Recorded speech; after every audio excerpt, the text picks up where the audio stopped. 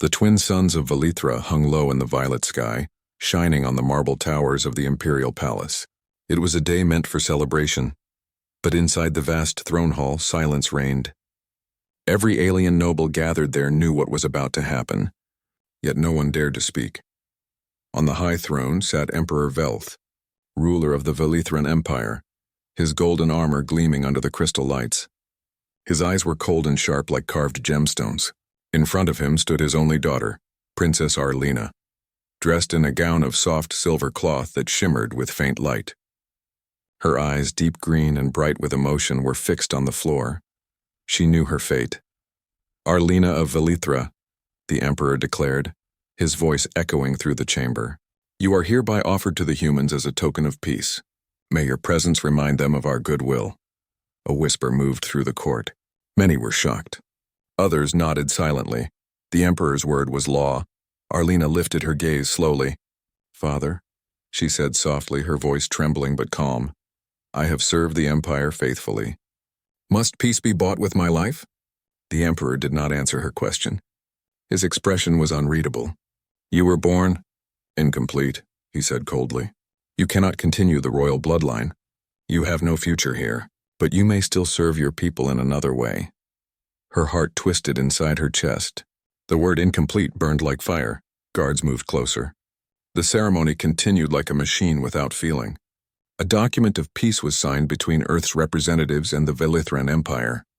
It was written in 3 languages, one for humans, one for Velithrans, and one in the ancient code of the Alliance Council. And so it was done. Arina, Princess of Velithra, heir to 1,000 years of royal history, was no longer a princess. She was now a gift, a symbol, a thing to be traded for peace. In the orbiting space station above Velithra, Captain Elias Ward of the United Terran Fleet waited impatiently in the docking bay. His ship, the Horizon's Wake, gleamed white and silver under the docking lights. He had been told this mission was diplomatic. Nothing dangerous, nothing strange. But when he read the latest transmission, his brow furrowed deeply. You are to receive the Emperor's daughter as a peace envoy. Her transfer is symbolic. Treat her with respect. He read it again, wondering if he understood it right. The Emperor's daughter? Why would they send her away like cargo? When the transport shuttle arrived, he stood at the ramp with 2 crew members. The air shimmered as the alien ship's hatch opened and out stepped Arina, tall, graceful, her eyes filled with quiet strength and pain. She looked around the metallic human environment, unsure of her place. A Velithran envoy bowed and said, Captain Ward, this is the Princess Arina. Now your responsibility. Her father trusts that you will keep her safe under the protection of your customs. Elias didn't like the tone, as if she were a burden handed off. Still, he nodded respectfully. The Horizon's Wake welcomes her as an honored guest, he said firmly. The envoy bowed again and returned to his ship without another word. When the alien shuttle left, silence filled the docking bay. Arina stood quietly, holding her silver cloak close. Her posture was royal, but her eyes betrayed exhaustion. Elias cleared his throat. Your Highness, he said gently, I'm Captain Elias Ward. This is my crew, Lieutenant Harper and Specialist Rena. We'll take care of you while you're aboard. She gave a small nod. I thank you, Captain. I am uncertain of what is expected of me. Nothing. Elias said quickly. You're free to rest, learn, or explore the ship. You're not a prisoner, Princess. For the first time in days, Arina looked directly into someone's eyes, and what she saw there surprised her. No coldness, no greed, no political purpose, just simple human sincerity. As the Horizon's Wake left Velithra's orbit, Arina watched the planet shrink behind them, a glowing pearl fading into endless space. A part of her wanted to cry, but she refused. Royalty did not cry even when discarded. Days passed aboard the ship. Humans were strange to her. They laughed loudly, argued playfully, and worked tirelessly. They didn't bow or whisper around her. They treated her like one of their own. In the ship's observation deck, she often stood alone, gazing at the stars. One evening, Elias found her there. You seem to like this view, he said, standing beside her. The stars remind me that distance can be both a prison and a freedom, she replied softly. That's beautifully said, Elias murmured. If it helps, you're welcome to stay here as long as you wish. No one on this ship will judge you. Arina looked at him curiously. Why do you care? He shrugged. Because I've seen enough wars to know what they cost. If peace means protecting one life, then it's worth it. Her expression softened. For the first time since leaving Velithra, she smiled faintly. Not everyone on the horizon's wake shared Elias's compassion. Some officers whispered that the alien guest was a spy, sent to learn human secrets. Others called her a diplomatic statue, pretty but useless. One day in the ship's mess hall, a technician made a careless joke. So the Emperor gave us his broken doll, huh? Arina froze. Her eyes dimmed. She quietly left the room. When Elias heard what happened, his calm face turned cold. He found the technician and said in a low voice, "You will apologize, now." The man stammered. "Captain, it was just a now." The technician apologized and the rumor stopped. Later, Elias found Arina on the lower deck. She was standing near a viewport, her reflection faint in the glass. "People fear what they don't understand," he said gently. "Don't let them make you feel small." She turned to him, voice trembling. "On my world, I was told I was useless. Here I'm a symbol no one wants. Tell me, Captain, where does a person like me belong?" Elias thought for a moment. "You belong where you decide to stand," he said finally. "And for what it's worth, I think you're stronger than any of us." Her eyes glimmered. "You speak as though strength comes from pain." "Maybe it does," he replied. "Humans learned that long ago." Weeks passed. Arina began to adapt. She learned human customs, helped the science team study alien biochemistry, and taught them about Velithran language. Slowly, the crew began to respect her. One night, the ship encountered a distress signal from a small cargo freighter under pirate attack. Elias ordered full speed toward the coordinates. When they arrived, the pirates were already trying to jam communications. Arina, watching from the bridge, recognized the signal pattern. "Captain, those frequencies, they're coded through pulse intervals. They're using a Velithran method." Elias blinked. "You're sure?" "Yes. If we reverse the pulse by timing, we can overload their channel and disrupt control." It was a risky move, but Elias trusted her. "Do it," he ordered. Arina worked quickly, her hands steady on the console. Moments later, the pirate signals cracked, their ship spinning out of control. The horizon's wake fired a short burst from its ion cannons, disabling them completely. The freighter was saved. The crew cheered. Elias turned to her, impressed. "That was incredible. You just saved 50 lives." She lowered her eyes modestly. "Perhaps I am not as incomplete as my father believed." Elias smiled. "No, you're far from it." That night, the stars outside the ship seemed brighter. Arina stood alone on the observation deck again, but this time her heart felt lighter. She thought of her father's words, incomplete, unworthy, unwanted. But now, standing among humans who had accepted her for who she was, she realized something powerful. Maybe worth was not given by blood or title. Maybe it was found in what one chose to do and whom one chose to care for. From that moment, she made a silent promise. She would no longer be just a gift of peace. She would make peace her own way. And deep within the heart of the horizon's wake, humanity's warmth had begun to heal a broken soul. Days turned into weeks aboard the horizon's wake, and the once lonely alien princess began to find small pieces of comfort in her strange new life. The humans were unlike anyone she had known. They smiled easily, argued loudly, and treated one another as equals. To Arina, raised in a world of silent obedience and rigid hierarchy, it was both confusing and fascinating. She no longer wore her royal gowns. Instead, she dressed in the ship's light gray uniform, simple and comfortable. She worked in the science section with specialist Arina, studying mineral samples and learning human chemistry. Arina was cheerful and talkative, often explaining things in patient detail. "See, this compound reacts with oxygen and makes rust," Arina said one day, showing her a sample. Arina tilted her head. "You humans call it rust. On Velithra, we use a similar word, a vethar. It means decay, but also renewal." Arina smiled. "That's actually kind of beautiful." Slowly, Arina began to speak more, laugh softly, and even join the crew in their meals. Her presence no longer felt like that of a royal guest, but of a friend. Captain Elias watched her progress quietly. He admired her strength, Not the kind born of power, but the kind that came from survival. He saw the way she tried to hide her pain behind a calm face, the way her eyes lit up when she learned something new. To him, she was no longer just the Emperor's daughter. She was Arina, a person finding her own place among the stars, but not everyone aboard the Horizon's wake felt the same. Rumors spread through the ship's lower decks. Some crew members whispered that Arina's presence would bring bad luck. Others said the Emperor might be spying on them through her, waiting for a reason to break the peace treaty. The whispers grew louder when a coded message from Velithra arrived, a demand from the Emperor himself. The princess must return. The treaty is complete. Her continued stay among humans is unnecessary. Elias read the message in silence, his jaw tightening.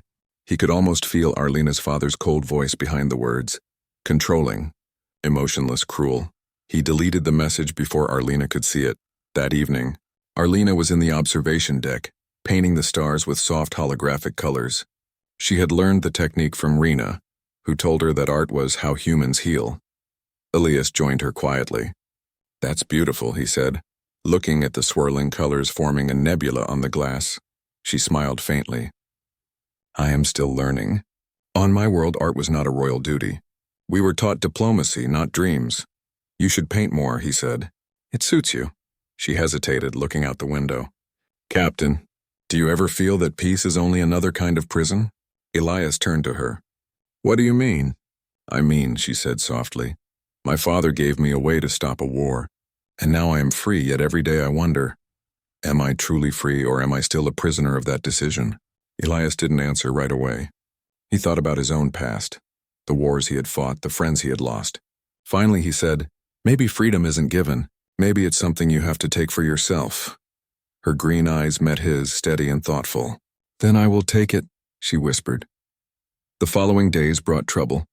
A small storm of asteroids damaged the ship's communication array, cutting them off from the main Terran network. They stopped for repairs near a barren moon. During this time, a patrol ship arrived, a Velithran vessel shining with royal insignia. The crew immediately grew tense. The Velithran captain appeared on the main screen, his voice cold. Human captain, by order of Emperor Velth, you are to return the princess to Velithra immediately. Elias stood straight. With all respect, the princess is under our protection. She is free to choose where she wants to go. The alien's silver eyes narrowed. You have no right to keep her. She belongs to her people. She belongs to no one. Elias replied firmly. The Velithran ship hovered silently for a moment before cutting the transmission. Then it turned and left. Arina had been standing quietly behind Elias the whole time. When the screen went dark, she said softly, You risked your command for me. He shook his head. No, I stood up for what's right. Her lips curved into a gentle smile. You speak with such certainty. On my world, truth is often lost behind duty. Well, he said with a faint grin, on Earth, we're still learning to balance both. A few days later, they finished repairs and resumed their journey. But the encounter with the Velithran ship left a shadow on the crew. Some worried that the Emperor might take the incident as an insult, a reason to reignite the war. Despite the tension, Arina continued her studies. She spent time in the medical bay, where she discovered something unexpected. While assisting the human doctor with medical data, she found old Velithran genetic files stored from her ship. Out of curiosity, she compared them with her own DNA scans. The results shocked her. The genetic markers that were said to prove her infertility were false. Someone had altered the medical data. Her hands shook as she checked again. The truth became clear. She had never been infertile at all. The lie had been planted long ago, likely by her father's advisors, maybe even by the Emperor himself. It was a political move, a reason to remove her from the line of succession. Her vision blurred with disbelief. Her life, her exile, everything had been built on that lie. Elias found her in the medbay, pale and trembling. Arina? What happened? She looked at him, tears forming in her bright eyes. My father, he lied. I was never broken. Elias's face darkened with quiet anger. He reached out, resting a hand gently on her shoulder. Then he lost something far greater than he knows. Arina took a deep breath, trying to steady her voice. I was sent away because I could not give life. But now I see I was sent away because I could give hope. He feared that. Elias nodded slowly. Then you know what you have to do. That night Arina couldn't sleep. She sat alone, staring out into the endless stars. For the first time, she didn't feel like a victim. She felt like someone who had found truth, painful but freeing. Elias joined her quietly, holding 2 cups of warm tea. I figured you might be awake, he said. She accepted the cup with a small smile. Humans drink this. To calm their minds? Something like that, he said. It doesn't always work, but it helps. They sat in silence for a while. The stars glittered outside, endless and calm. After a long pause, Arina said softly, Do you think 2 worlds as different as ours can ever truly live in peace? Elias took a sip of his tea, thinking, maybe not easily. But peace doesn't start between worlds. It starts between people. She looked at him, really looked. The man who had treated her not as property or symbol, but as a person. A human who saw her heart before her title. And for the first time, she felt something warm inside, something unfamiliar but comforting. The next morning, the Horizon's Wake received a message from Earth Command. They were being reassigned to patrol near the border systems, where tensions were rising between different alien factions. Elias gathered the crew. We'll be heading into rough space. Everyone needs to stay alert. Arina stood beside him. Then I will help, she said firmly. My knowledge of the border languages may prove useful. No one argued. Not anymore. The crew had learned to trust her. As the ship turned toward the stars, a quiet determination filled the air. Arina watched the blue planet of Earth appear on the long-distance screen. It was strange. She'd never been there, yet it already felt like a new home waiting for her. In her quarters, she began to write, a personal record. Not as a princess, but as a traveler between worlds. She wrote about what she had learned, that kindness could cross galaxies, and that freedom was not granted by birth but by choice. She ended her entry with simple words. I was once given away as a gift. Now I will become a voice that no one can silence. Outside, the Horizon's Wake sailed through the dark sea of stars, carrying a human captain, an alien princess, and the fragile hope of 2 civilizations learning to understand each other. And though neither of them spoke of it, something deeper had begun between them, a quiet bond stronger than duty or politics, a bond born not of power, but of respect and care. The Horizon's Wake drifted through the border systems, its engines humming like a calm heartbeat in the dark. Stars glowed faintly outside the wide viewports, painting soft light across the ship's metallic hulls. Princess Arina stood on the bridge beside Captain Elias Ward, watching the endless space ahead. Her eyes reflected both hope and uncertainty. After discovering the truth, that her infertility was a lie, she felt her old life falling away like dust. Elias had told her, You don't need a throne to be extraordinary. Those words stayed with her every day. Now, she was determined to find purpose, not as a princess, not as a gift of peace, but as herself. The Horizon's Wake had been assigned to explore an abandoned Velithran outpost near the edge of human space. The mission seemed simple: gather old data, search for surviving technology, and return. But for Arina, it meant facing the ghosts of her past. As the ship approached the icy moon that hid the outpost, a faint signal pulsed through the scanners. It was old, hundreds of years, maybe more. The symbol flashing on the screen was one she knew well, the royal emblem of Velithra. She felt her chest tighten. That was the mark of my family, she said quietly. Elias nodded. Then we'll find out what it's doing here. They landed near the ruins. The air was cold and thin, the ground covered in frozen dust. The outpost looked deserted, metal towers broken and silent, the color of old bones. Arina moved carefully through the halls, her hand brushing along the walls that once carried her people's pride. Symbols of the old Velithran language glowed faintly, half frozen in time. Rena scanned the consoles. Power's low, but I think we can restore partial systems. Elias turned to Arina. If you can read any of this, it might help. She nodded, moving closer to the ancient screen. Her slender fingers danced over the controls, translating the faded letters. This is a genetic archive, she said slowly. A record of research. They were studying biological adaptation. Adaptation? Elias asked. Yes, she whispered. Long ago, before the Empire became proud and closed, our scientists dreamed of joining with other species, of mixing strengths, of evolving together. Rina's eyes widened. You mean hybrids? Arina nodded. It was forbidden later. The Royal Council called it heresy. Elias looked thoughtful. Maybe that's what they feared most. Unity. While the others examined the data drives, Arina wandered deeper into the ruin.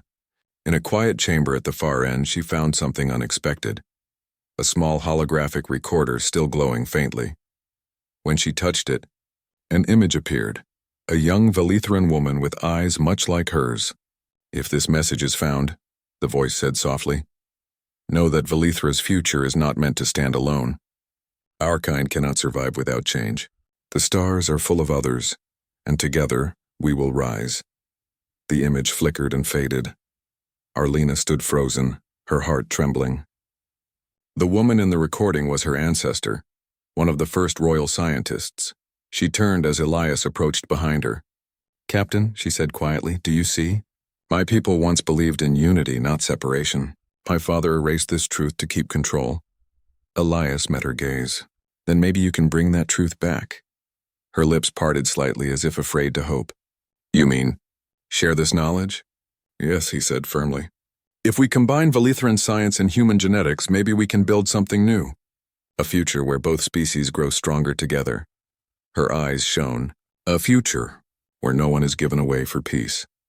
Back aboard the ship, they began to study the data. The files were old but rich with ideas. Cell regeneration, immune blending, and neural adaptation.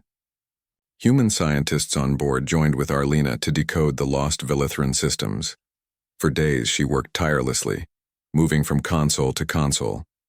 Her once quiet voice filled the labs with explanations and ideas. Elias often stood nearby, watching with quiet admiration. He had seen bravery in battle, but this was a different kind. The courage to build rather than destroy. One evening, as the crew celebrated the successful decoding of the first archive, Elias found her sitting alone in the research bay, staring at the holographic stars above her desk. You did it, he said softly. You brought forgotten knowledge back to life. She smiled faintly. It feels strange. My father wanted me gone, and yet his decision led me here. Maybe fate is not as cruel as it seems. Or maybe you were meant to find your own path, he said. She turned to him. Do you believe in destiny, Captain? I believe we make our own, he said simply. Her eyes lingered on him for a long moment before she looked away, a gentle warmth touching her face. Days later, the ship entered a nebula region filled with electromagnetic storms. Communication with Earth was temporarily lost. Inside the glowing clouds, they detected another signal. Human in origin, but weak and broken. Looks like a damaged research vessel, Harper reported. Minimal life signs. Elias hesitated only a moment. Prepare a rescue mission. Arina insisted on joining. If there are survivors, I can assist with medical stabilization. They launched a small shuttle through the dense shining gas.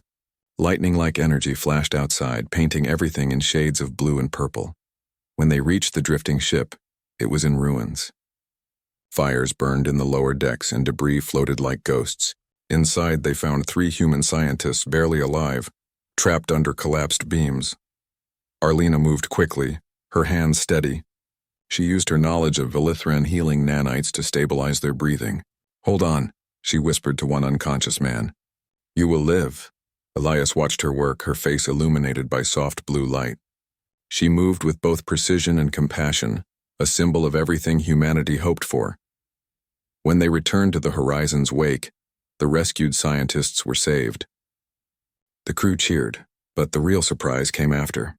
One of the rescued scientists recognized Arina. You're the Velithran princess, he said weakly. The one given away in the peace treaty. I thought it was only politics. But you're out here saving people. Arina smiled gently. Perhaps peace begins with action, not words. Elias looked at her proudly. You're changing what both our worlds believe. That night, as silence fell across the ship, Arina recorded another entry in her journal. Humans are strange. They fight fiercely, yet they heal even faster. They love deeply, even when they lose. Their hearts are fragile, but their hope never dies. Perhaps that is their greatest strength. She paused, then added softly, And perhaps that is why one human has touched my heart more than any prince of my world ever could. She did not speak his name. She didn't need to. The stars knew. A few days later, a new challenge appeared. The Emperor himself sent a transmission across the galactic network, a message that reached both human and Velithran systems. His image appeared in every communication hub, his voice deep and powerful. Citizens of Velithra, the traitor Arina has stolen forbidden knowledge and allied with humans. She has broken our laws and dishonored her bloodline. Return her or face consequences. The crew fell silent. Arina stood frozen, her heart pounding. Elias stepped forward. You are not a traitor, he said. She swallowed hard. But to him I am. To my people I may be. Then let them see who you truly are, Elias said firmly. We'll show them what humanity stands for and what you've already become. She nodded slowly, resolve forming in her eyes. Then I will speak. I will show them that truth cannot be silenced. And so, a new plan began to form aboard the Horizon's wake. Arina and Elias would broadcast the ancient records, proof of her father's lies, and the forgotten dream of unity between species. If they succeeded, they could change everything. If they failed, it might mean war. But for the first time, Arina did not feel fear. She felt purpose. She had found her voice, and she would use it, not for vengeance, but for hope. Outside, the nebula's light faded into clear stars once more. The Horizon's wake sailed onward, carrying two souls bound by destiny, one human, one alien, both dreaming of a dawn where compassion would bridge the distance between worlds. The calm of space rarely lasts. On the Horizon's wake, the crew sensed a sudden tension that made the engines hum louder than usual. Sensors flared as an enormous fleet of Velithran warships emerged from the nearby asteroid belt. Their crystalline hulls reflected the light of distant stars, forming a shining wall of menace across the void. Arina's breath caught in her throat. She had known this moment might come. The Emperor's fury had no limit. His pride, his power, and his stubborn belief in control were dangerous weapons. Elias stood at the bridge, hands steady on the console. His face was calm, but his mind raced. This is more than a warning, he said. He's coming to reclaim her by force. The princess looked at him. Captain, they will destroy everything if we do not surrender. Elias shook his head. We do not surrender. We protect life, yours and theirs. The crew looked at him, unsure whether courage or fear guided his words. But Elias had proven before that humans did not flee from danger. They faced it together. The Velithran fleet opened communications. The Emperor's holographic figure appeared on the bridge screens, tall and intimidating in his golden armor. Captain Ward, you have interfered in Velithran affairs by harboring my daughter. Return her immediately or face total destruction. Elias met the image without flinching. Princess Arina is under human protection. She will not be returned against her will. The Emperor's eyes narrowed. You dare defy the will of Velithra? You will regret this insolence. The transmission ended. Alarms blared across the ship as the first Velithran ships moved into attack formation. Arina stood beside Elias, her hands clenched at her sides. Captain, they will not stop. Even if we defend ourselves, we cannot hold against such numbers. Elias placed a reassuring hand on her shoulder. Numbers alone do not win battles. Courage, strategy, and ingenuity. These are humanity's weapons, and you will help us. She nodded, feeling the fire of purpose grow inside her. She had spent her life believing herself powerless. Now she was ready to act. The first attack came swiftly. Energy beams struck the Horizon's wake, shaking the ship violently. Sparks flew and lights flickered. The crew rushed to their stations. Elias barked orders. Divert power to shields. Activate countermeasures. Maintain formation. Arina moved to the communication console. Captain, I can broadcast a message across the galactic network. If we expose the truth of my father's lies, Velithran citizens may turn against this war. Elias considered her plan. Do it. Now. Her fingers danced over the controls, sending a holographic message across countless systems. Citizens of Velithra, your emperor has lied to you. I was never infertile. I have been sent away for political reasons. The war you prepare is based on lies, not truth. Choose wisely. Do not fight for deception. The fleet hesitated. Messages began to flow through Velithran networks, showing the truth of the archives and recordings Arina had discovered. Many Velithran citizens paused their ships, reading and understanding. Confusion spread among their ranks. Arina's heart raced. She had never realized the power of truth before, and now she saw it ripple through the galaxy like a wave. Elias glanced at her, impressed. Your courage saved lives even before the fight begins. But the Emperor did not yield. His pride was too great, his rage too deep. His fleet resumed the attack, forcing the Horizon's Wake to defend itself in full. Arina assisted the engineers in targeting weak points in the enemy ships. Using her knowledge of Velithran technology, she suggested precise maneuvers that minimized casualties on both sides. Her insights allowed the crew to disable several enemy vessels without destroying them completely, a move Elias admired. Greatly your plan, he said. Saves lives and still protects us. Brilliant. She looked at him, a small smile forming. I have learned from humans, Captain. You do not fight to kill. You fight to survive and protect. The battle raged for hours. Energy beams streaked through space, exploding asteroids and sending debris flying. The Horizon's Wake rocked under impacts, but the human crew remained unbroken. Amid the chaos, Arina continued broadcasting messages to Velithra. Thousands of citizens saw her words, images of her life, her exile, and the truth about the Emperor's lies. Slowly, the fleet's cohesion faltered. Some Velithran ships turned away, refusing to fight for lies. Elias noticed the change. They're listening, he said quietly. Your words matter more than their weapons. Arina's heart swelled. For the first time, she felt true power, not in royal command, but in the ability to awaken hearts. Meanwhile, Velithran soldiers began to communicate secretly with the Horizon's Wake. Small ships approached, not to attack but to surrender. Captain, they're coming to your side, Arina said in amazement. They want peace, Elias nodded. Let them join. Humanity shows compassion, not cruelty. That's how wars end. Arina looked at him, tears in her eyes. Captain, you have taught me the meaning of courage. Not force, not fear, but hope, Elias smiled. And you've taught humans something too, that even those we call different can guide us to greatness. After hours of tense maneuvering, the battle ended. The Emperor's fleet retreated, demoralized and confused. Velithran citizens refused to fight for lies, and the truth of Arina's story spread throughout the Empire. The Horizon's Wake floated in the calm aftermath. The crew cheered, exhausted but alive. Arina stood with Elias on the bridge, watching the stars reflect off their shields. Do you think it's really over? She asked quietly. For now, Elias replied. But we've shown something greater than any fleet. The strength of compassion, the power of truth, and the courage to protect what is right. Arina nodded, her heart full. She had survived exile, lies, and the threat of war, and now she had hope, not just for herself but for the future of two worlds. Later, in the quiet of the observation deck, Arina reflected on the events of the day. She touched the star's reflection on the glass, thinking of Velithra, the Emperor, and the countless citizens who had learned the truth. Captain, she said softly, my father sent me away to silence me, but I have found my voice, and now the galaxy will hear it. Elias joined her, leaning close. You are no longer a gift or a burden. You are a leader, Arina, in your own right, by choice, not by blood. She smiled, a warmth filling her chest she had never known. Perhaps this is the true meaning of strength, not ruling with fear but standing with hope. He took her hand gently, and sometimes standing with someone else is stronger than standing alone. For the first time in her life, Arina felt completely free, free to make her own choices, free to inspire change, and free to love without restraint.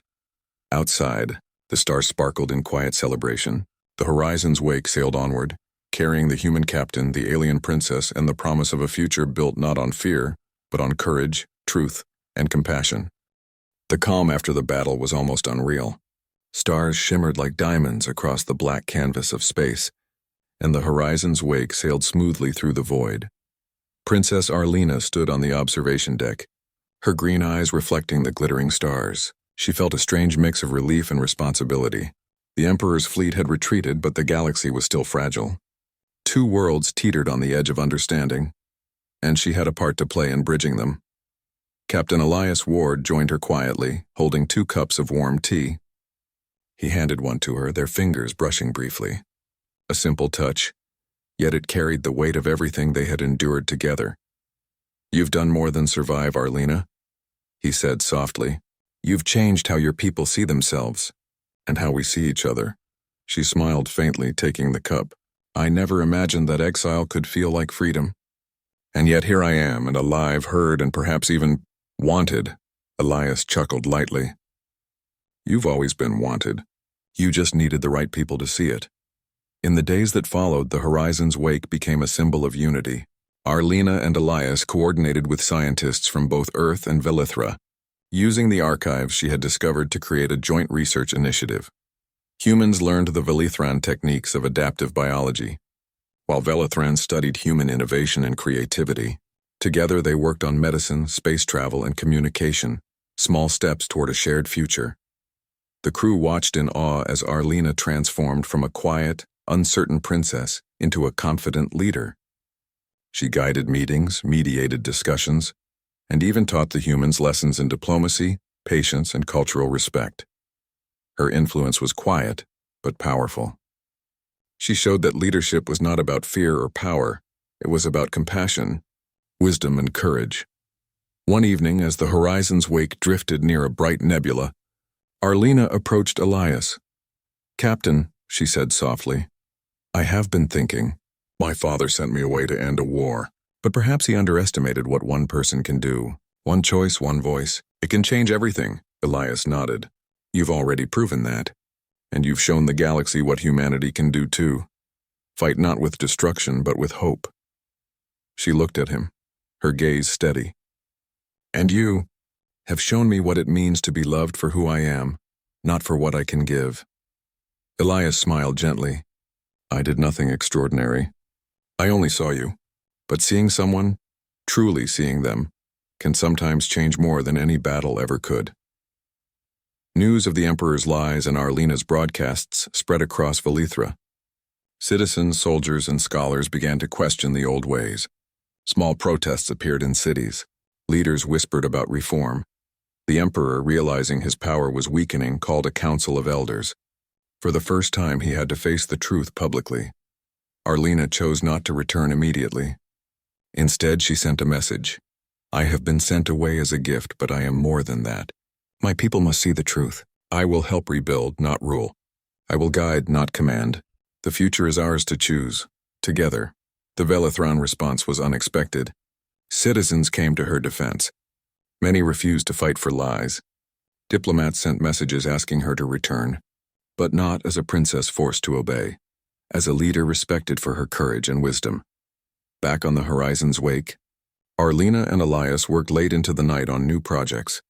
The ship was quiet, lit by soft stars and console lights. You know, Elias said, leaning back in his chair, I never thought I'd meet someone who could challenge both my mind and my heart. Arina laughed softly.